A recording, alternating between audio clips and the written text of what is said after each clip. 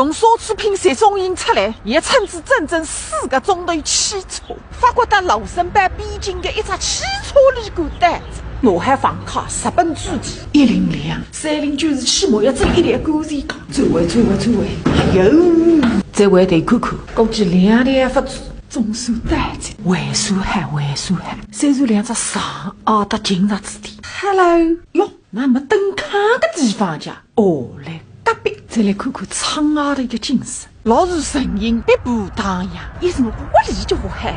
还是现在我要回到房间里去吃早饭，那些司机靠过来，还是出门出了为迟到姑娘啊！那个是我昨日服务区买个三明治，吃了一个，换上2只。虽然一道有最主运，所有的早餐收3班早饭的，代表个浪费谁是饭菜，所以开吃。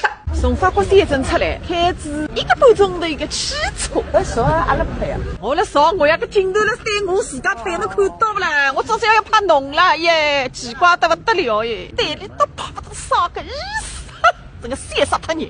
来汽车上个辰光，待遇谁讲的？卢森堡这个国家真的没啥口头。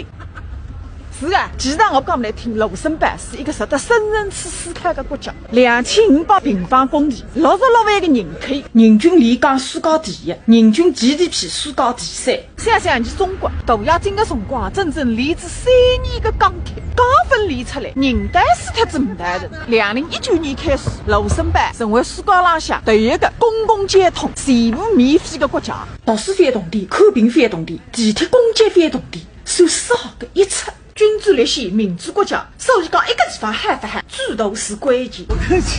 侬哪能要户口了啦？哎呀，再喊我当侬讲，中国好不过中国，中国嘛再好不过苏州。遇到个民族实际上是属于德国人，特别讲来欧洲个上流社会啊，人家才会去讲法语，所以遇到呢硬劲一侬自家讲法语，相当于苏北人讲苏州闲话。